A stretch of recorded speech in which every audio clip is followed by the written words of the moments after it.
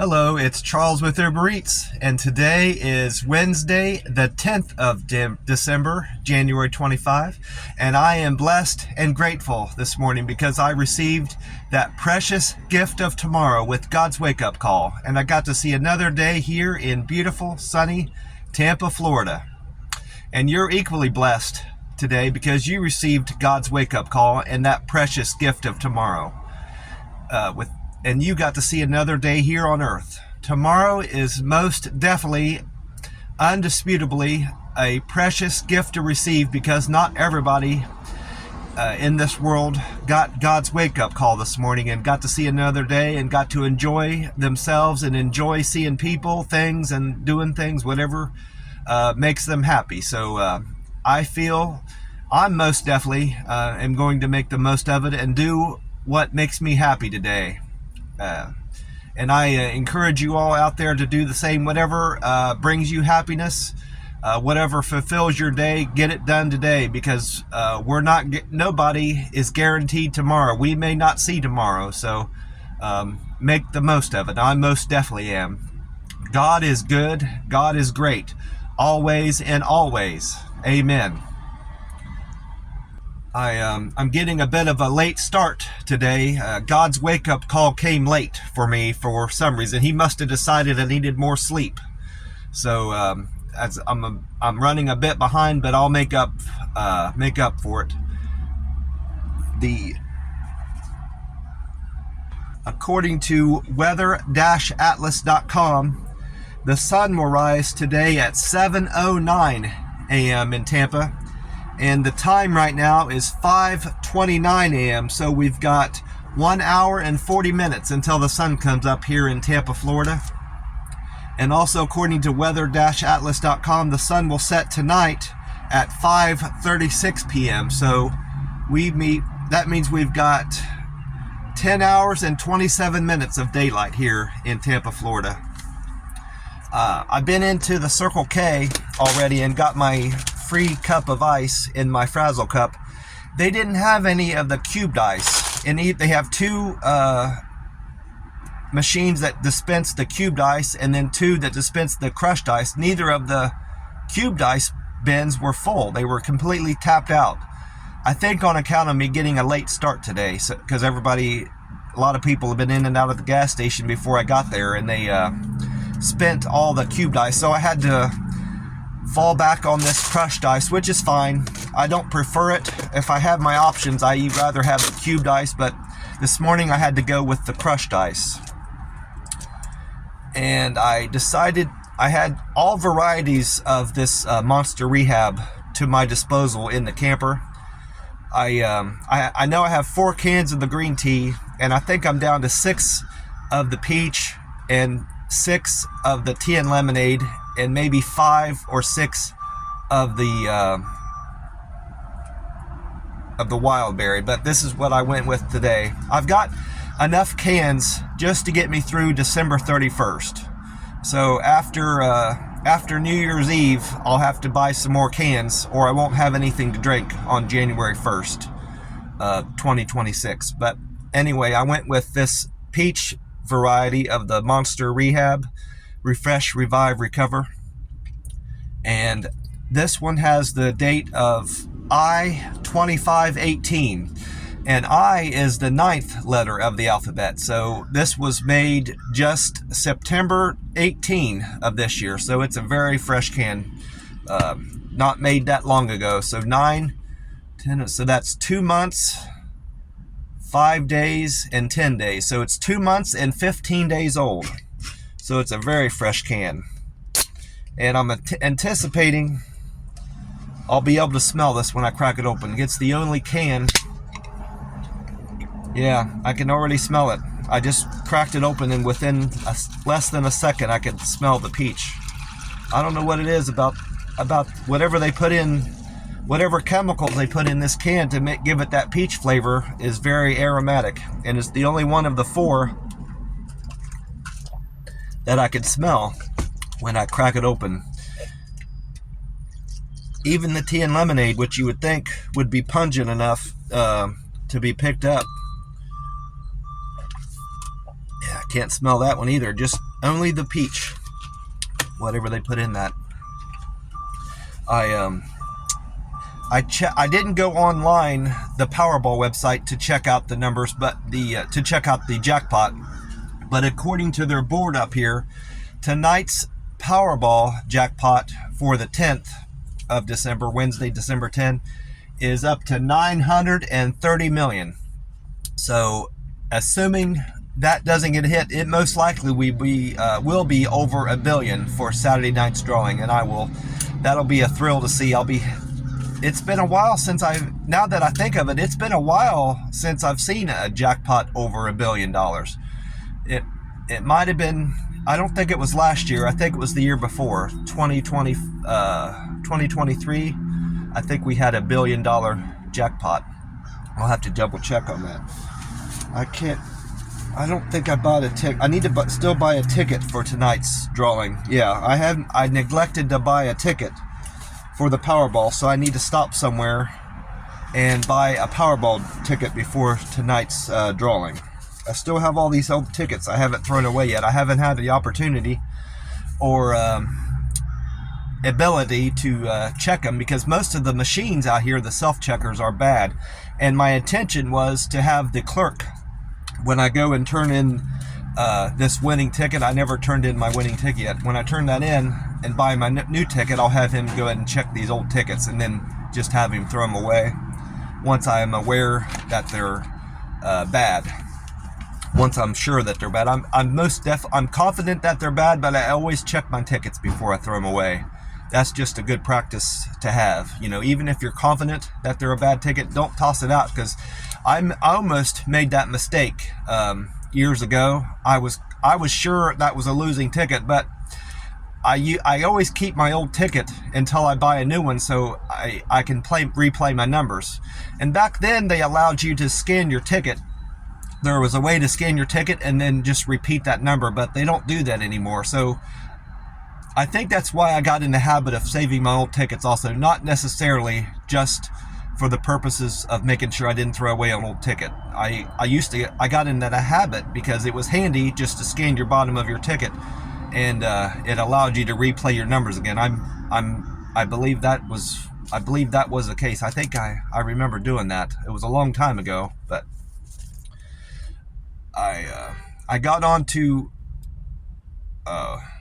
my Google Local Guide 7 to check their scores, how I'm doing, and go Reddit and my Uber Eats numbers, and nothing has changed with my Reddit or my Google. Even my picture views hasn't went up. Normally I'll see if nothing else changes on Google, my picture views will go up. Well, nothing has changed from what business I had Sunday and Monday going into Wednesday. So this week is stagnant. Google is stagnant and Reddit is stagnant for me for the whole of the week so far, this Wednesday the 10th. But my Uber scores have improved. Even my on time is up over 80%, which is what I had hoped. I had hoped to hit 80%. Because it had went up 2 percentage points from the day before to make it to 78. And then I anticipated, if I had kept the same practices and reasoning with how I negotiate the streets and manage my way to houses and restaurants, if I did the same thing again, I most likely will be up at 80%. Well, I hit 81%, so I'm very happy with my on-time delivery yesterday. I made my goal of 80%, so I just need to maintain that now. And my acceptance score went up from 34 to 41. I accepted more orders, mostly just because it sent me better offers through the app. And I had every single customer delivered at least one. I had one person give me 1 thumbs up, 1 star on my 5 metrics that go into account for my 100% customer satisfaction. I had 2 people give me a star for delivering with care. I delivered to their door with great care. I'm now at 553 upvotes there. I had one person said I delivered with very friendly service. I have 495 upvotes on friendly service. I had 2 more people say I delivered quickly and efficiently to their door. I have 487 upvotes there. Good communicator. I'm now at 463. That's 2 more upvotes from Monday's business. Tuesday, I had 2 people say I was a good communicator. And then as of Tuesday's business, this Wednesday morning, the 10th of December, I had 2 more people say it. I delivered with a perfect handoff. I had 2 more upvotes there, 455 total now. So that's a total of 2, 3, 4, 5, 6, 7, 8, 9. 9 upvotes yesterday on all those 5 metrics. I didn't manage to get back to the camper yet again to catch any of Paul Delegato's forecast on Fox 13 Tampa Bay on the smart TV in the camper where I sleep at night, but I did go on to Meta AI, Fox 13 Tampa Bay YouTube, and 10 Tampa Bay YouTube to get a sense of what type of weather I can expect today. Just those 3 resources. Not only was Amy I had to get a drink of water. Not only was Amy not on the radio, they didn't do any weather broadcast, at least afternoon. I got a bit of a late start doing deliveries because I did my oil change, but I didn't really pay attention to what was happening on the radio before noon. But afternoon, Amy normally is on there and does her weather forecast, but they didn't have, as far as I could tell, they didn't have any weather forecasts on 93.3 FLZ yesterday, unless just by happenstance when I had it was only the times I had the radio off where they delivered the forecast. But that has never been the case. I've always been able to catch at least 1 or 2 of her broad forecasts for the weather. So as far as I can tell, they didn't do any weather forecasts yesterday on the radio station for some reason. I can't account for that, or can't make any sense of that if that was their decision, why they would do that. But I didn't. Nonetheless, I didn't get any information about her weather forecast for today.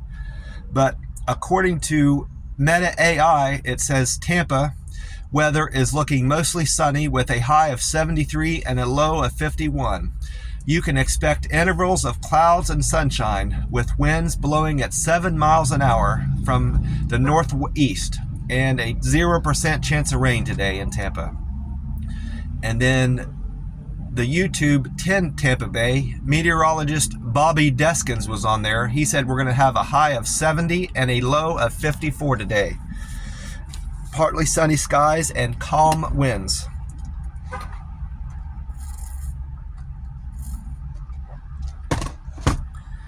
And then Fox 13 Tampa Bay YouTube said relatively clear skies, 71 degree high temperature, and the 55 low temperature. Skies will be clear, it will be warming up slowly as the week passes by, with a 10% chance of rain today in Tampa. And that's the extent of all the forecast I read for today, Wednesday, the 10th of December. I had another fantastic day, earnings day on the app, and I just had a great day all around. The weather was fantastic. I had a great night's sleep last night. I feel super today, recharged and revived from the night's rest, and just very satisfied with my results on the app, and just the experience I had yesterday was just beautiful. Just enjoyed myself. Beautiful day down here, and beautiful weather, and just a perfect day all around.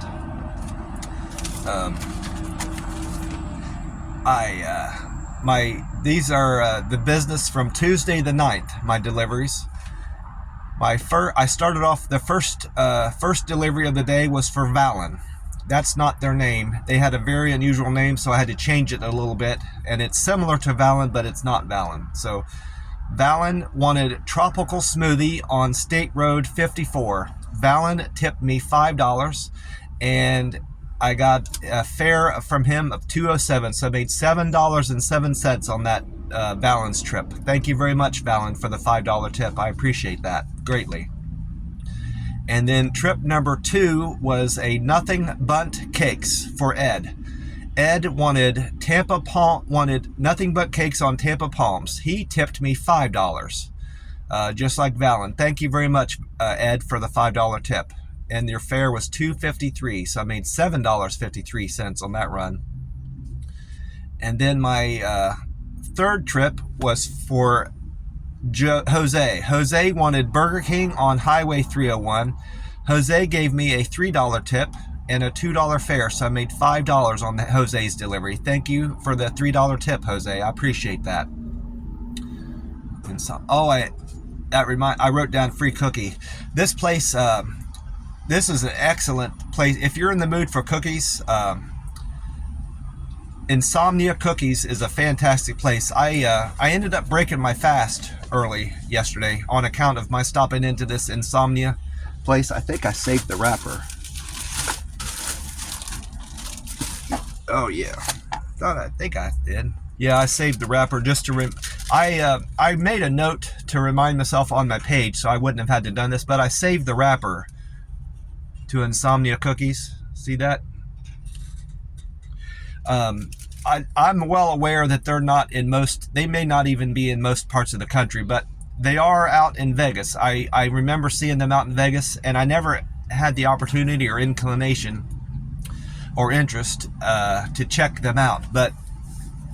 And I wouldn't have tried them this time around. But the lady, I went in there and I told her the guy's name, and she said, "Oh yeah, they're ready." And she pulled them out of a warmer. They had it was a warming oven, but you couldn't tell that it was a warming oven. It just looked like a cabinet, but they were in a thing keeping them warm.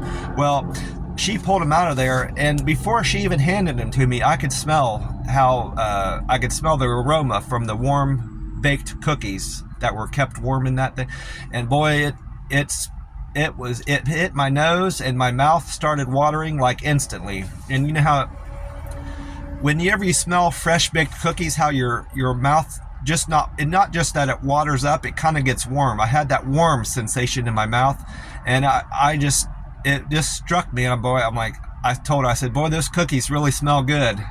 He's gonna really enjoy these, And she said, "Do you want one?" And I said, and I wasn't ready for her to ask me that, I've said that to other restaurants whenever they bring up food. If it smells good and it looks appetizing, when they're preparing it, I always tell the people there at the restaurant that. But it's never my intention to do that just specifically to get a free sample or something like that. I'm just saying that because that's what comes to mind. And people, it's been my experience that people like to hear and get compliments on food that they prepare if it's sincere, and I only deliver that type of comment to people if it's sincere. If I'm sincere, if I really think that their food is good, I won't say it, or if their food smells good, I don't just throw out haphazard comments, and compliments to people. But the cookies smelled good yesterday, and I mentioned it to her. I said, "Boy, these cookies are really good. Really smell good. He's going to enjoy these." And she offered me a cookie. She even asked me which one I would like. So I asked her for a chocolate chip cookie, and boy, it was delicious. So I just want to put that out there. If you have an Insomnia Cookie restaurant in your town or city, wherever you're living, and you haven't tried them yet, check them out. They at least their chocolate chip cookies are fantastic. They can't be beat. They were just the right amount of gooiness and still a bit crisp. It just had the unique combination of gooiness and crispiness that I look for in a cookie. And the chocolate was top, was very flavorful. It tended to be more on the dark side, the dark chocolate type. I think they put dark chocolate, at least a mix of dark chocolate in their chips. So just an overall, I might be wrong about that, but that's just the sense I got. The chocolate was very dark, and it didn't have the very over the top sweetness in the chocolate. It was just right for me, for my taste buds. I just loved it. The number 4 was that Insomnia Cookie place on Fowler. That order was actually a double for the same person. Roman wanted Insomnia Cookies on Fowler, and he also wanted Chick-fil-A on Fowler. Roman tipped me $6 and his fare was $4.50, so I made $10.50 on that delivery. Thank you very much, Roman, for the $6 tip. And thank you, lady at the Insomnia Cookie, for the free cookie. I appreciate that. Trip number 5 was for Terry. Terry wanted Jerk Hut on Fowler. And Terry's tip was $2 and he tipped me $5.09.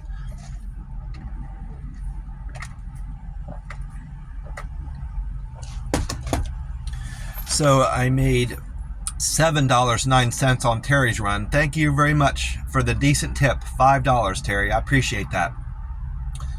And then trip number 6 was for Mike. Mike wanted Chick-fil-A on East Fowler. Mike gave me a decent tip of $4. Thank you for the $4 tip, Mike. And his fare was $2.03, so I made $6.03 on that run. And then after dropping off Mike's food, I went on to trip number 7, was a double.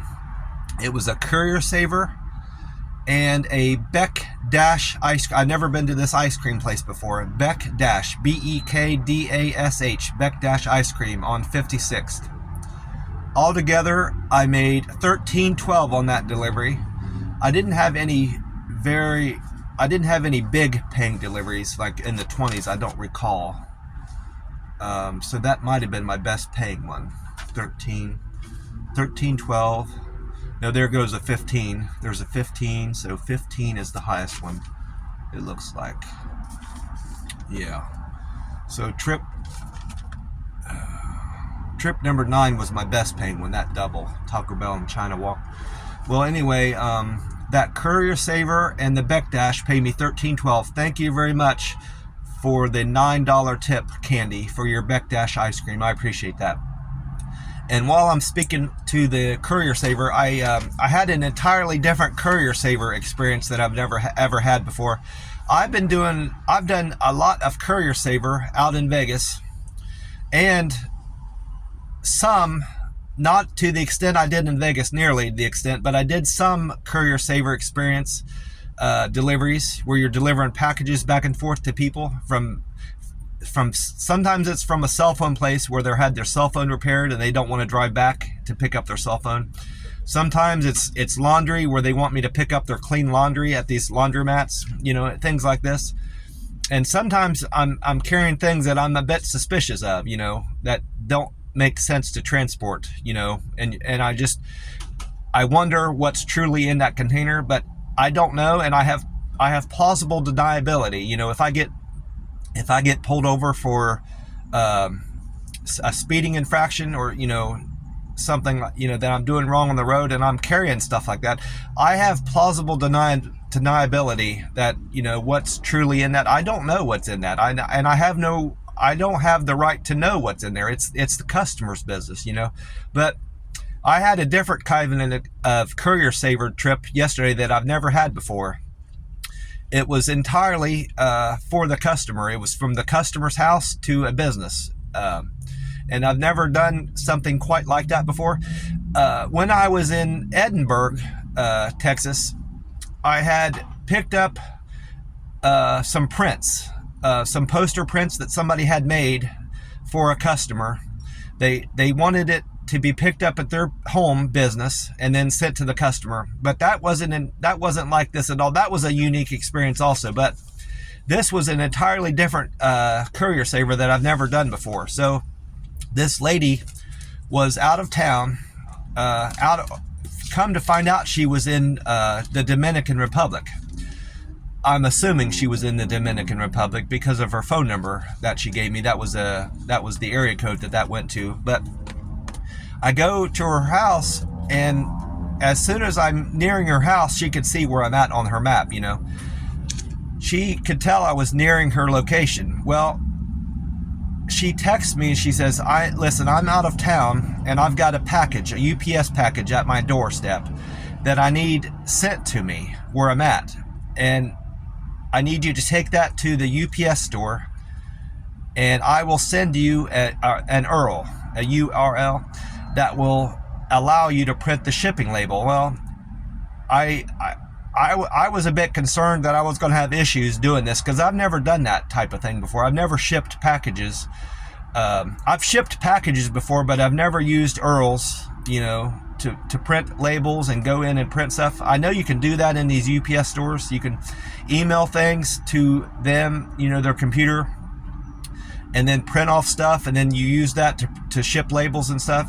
But because I've seen other people do that, I've been with other people that have done that, but I've never personally done that. So I was a bit concerned that I was going to have issues doing it for the first time, but I didn't have any problems. I followed her instructions. I opened the URL and managed to send that. I took a screenshot of that label once I got it open on my phone, and I emailed it to the email address at the UPS store, and I was able to print it off with no problems. But the only issue I encountered, and I was concerned it was going to cause issues and prevent me from getting paid for the delivery.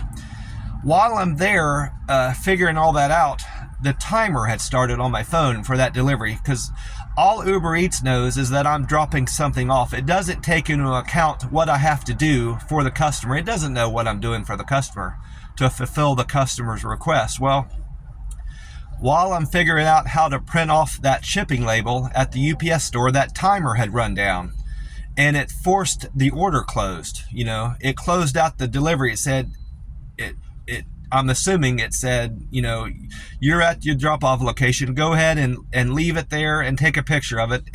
But all that had went on my phone without me being aware of it, So it beeped. It beeped at me, letting me know I needed to go to my next location. Well, luckily enough, I was nearly done with my customer. The only thing I wasn't able to fulfill for the customer that they wanted me to do, I'm going to make sure there's nothing pertinent on here that is related to the customer. No, it's all generic information. There's the address of the UPS store I'm going to cover up, but nothing else is on here related to the customer. It's just a receipt. This I was supposed to take a screenshot of or send it to my customer in some way, but I wasn't able to do that because when the app closes out, all the information from that order is gone. The customer's name, any contact information I had is gone. So I had no way of doing that, which made me feel bad because I had told her I would fulfill all her requests, and I had to break my promise to her. I broke my promise to her, but I had no way of fulfilling that promise I made to her. So I still have a certain type of feeling about that. It's still bothering me that I have this receipt that I promised that I would send her that I wasn't able to. I did reach out to Uber Eats support to see if there was some way I could send this to them and then they could forward it on to her. Because I know they have her contact information. They have her true identity, her full name, address, and phone number, because you have to have that on file with Uber Eats. And I thought it was potentially a way they could do that. I could send it to them and then they could send it on to her without me knowing anything about her. But that darn technician on Uber Eats was of no help to me. I clearly communicated to her through text. They wouldn't allow me to call them because I'm a gold member. When you're knocked down to a gold driver, you don't have the privilege of talking to anybody on Uber Eats. You can only text them. Well, I clearly communicated what I needed to have done through text to this person, probably somewhere in India, in a big room full of people on the phone. Well, I went through exactly the scenario I was in, and what I needed to done, and the promise I made to my customer with sending this receipt, and the response they gave back to me made no sense to what I had asked them to do, and I got that frustrated me. But then I reminded myself that they have a list of probably like 90 80 or 90 responses that they're allowed to give out, to put out there into the world.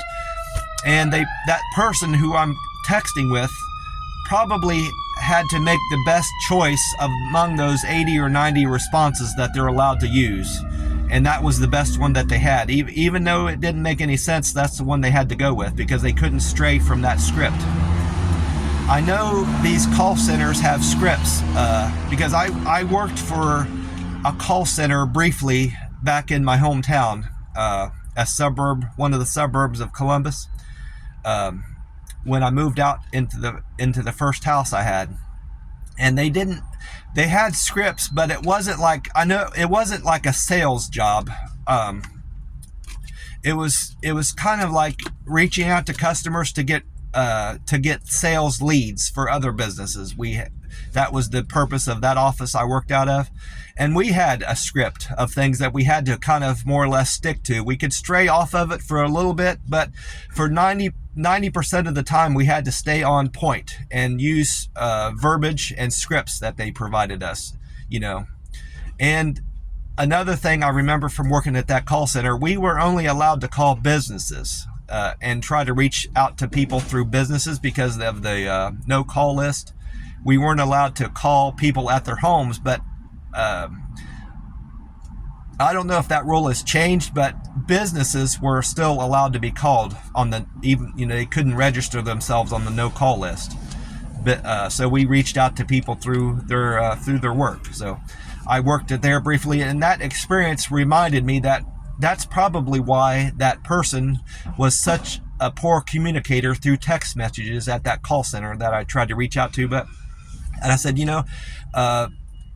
this isn't the advice you're giving me isn't helping me, and it doesn't seem like you're able to help me. I text the person on Uber Eats. I said, so I'm going to go ahead and close this out. I did the best I could with my customer, and I text the Uber Eats support person. I said, just to make clear, I've completed this delivery. I fulfilled what the customer wanted. I dropped off the package at the UPS store, and I completed this order, so I should get paid.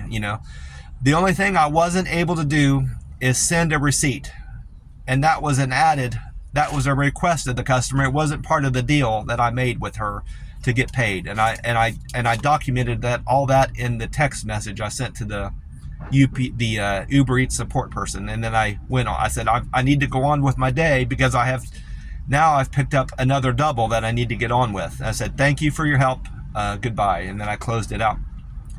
That support person did text me back a couple times, but I wasn't able to check my messages until later, and it was just to make sure I had everything I needed, so I closed out with that person appropriately. I didn't just cut them off, that tech support person.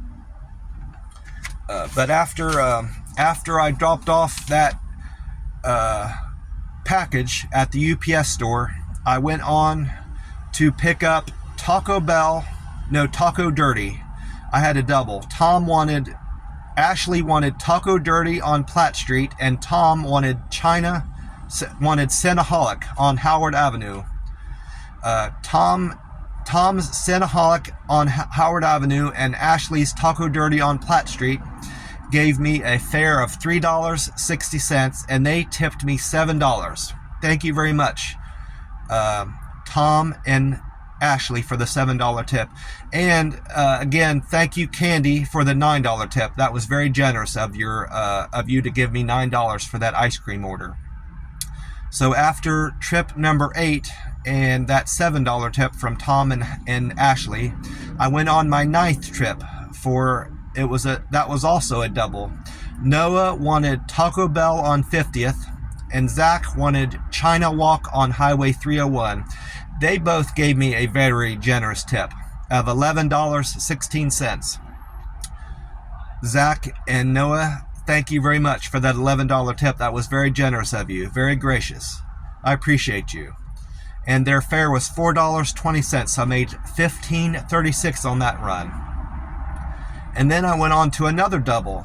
Karen wanted Salem Fresh on Hillsborough, and Sadie, that wasn't her name. She had another person with a very unusual name, so I changed it a little bit to Sadie. Sadie wanted wing stop on Hillsborough. That was a very easy double to do. It wasn't on the same block, but it was right across a street from them. It was on the same road, but they had an intersection between the two of them. And I literally didn't get into my car to go pick up the Wingstop. I just crossed the street, the little alley there, to pick up the Wingstop. So very easy double to do. And they tipped me $9.21. Thank you, Sadie and Karen, for that $9 tip. I appreciate you. That made my payout on that trip, number 10, at $13.31 with a $4.10 fare. Thank you, Sadie and Karen. Appreciate you, both of you, greatly. Trip number 11 was for Alisa. It was another double. Alisa and Joanna tipped me $10 even. Thank you for that $10 tip, Alyssa and Joanna. Alyssa wanted shawarma asham on East Bush Boulevard. I've been to that before, but not on East Bush Boulevard. I know I've been to a shawarma asham before. It might have been out in Vegas. It's been in the distant. It was distant ago. It was a long time. It was a bit ago. It wasn't recently, but I know I've been to a place by that name, a shawarma asham. That sticks out in my mind. So that must be kind of like a chain restaurant of sorts, you know. Alicia and Joanna tipped me $10. Thank you very much for that. Joanna wanted McDonald's on Bush Boulevard. And then after dropping off Joanna's food, her McDonald's, I went on to pick up food for Joy. Joy was my 10th delivery, and that was a single. Joy wanted Wingstop on 56th. Joy tipped me $9 and her fare was $2, so I made $11 on that run. Thank you very much for the $9 tip, Joy. I made the decision to move over here to the McDonald's because the pumps were starting to fill up, and there's like 7 or 8 cars now, and there's only 12 pumps. So I decided to not occupy one of the spaces there to be respectful of the other customers there.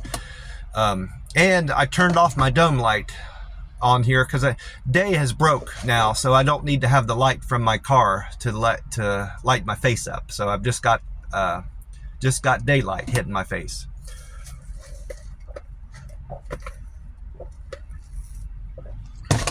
Let's see, where was I? Think I was at the fold there with Joy. Yeah, thank you, Joy, for the $9 tip. And then after dropping off Joy's Wingstop, I went on to pick up food for Nate on my 13th delivery. Nate wanted Chipotle Mexican Grill on Fowler. Nate gave me a $4 tip. Thank you for the $4 tip, Nate. I appreciate you. And your fare was $2, so I made $6 on Nate's run. Thank you for the tip, $4 tip, Nate. I appreciate that greatly. And then trip number 14 was a double for the same person. Devin wanted Hungry Howie Pizza on. No, it was a single. I was thinking I went down to in the next line, but that was just the name of the street. My mistake. Devin wanted Hungry Howie. This was a single. Devin wanted Hungry Howie Pizza on Hillsborough. Devin tipped me $4.90. Thank you for the $4.90 tip, Devin. I appreciate that. And his fare was $2.25, so I made $7.15 on that delivery. And then after dropping off Devin's Hungry Howie Pizza and wings, I went on my 15th delivery for Aston. That was another name I had to change a little bit. It was a very unusual name, so I changed it a little bit to Aston. Aston wanted China Walk on Highway 301. Aston gave me a very healthy tip, a big tip and gracious tip of $10. Thank you very much for that generous tip of $10, Aston. I appreciate that. And his fare was $2, so I made $12 on that run. And then I went on to a place I've never been to. I'm most certain I've never been to before. Number 16 was a double. Tori wanted Melt in Dip on 56. I've never been to a Melt in Dip before. M-E-L-T and then N, the letter N, dip. And then Irene wanted Wawa on 50th. Altogether, Tori and Irene, they tipped me $11.21. I made $13.21 on that trip and a $2 fare. Thank you, Tori and Irene, for the $11 tip. That was very nice of you. And then trip number 17 was for Dwayne. Dwayne wanted KFC on 50th Street. Dwayne gave me a nice tip of $9. Very nice of you, Dwayne. Thank you. And the fare was $2, so I made $11 on that run. And then I finished off the day with a taco bus pickup for Chris.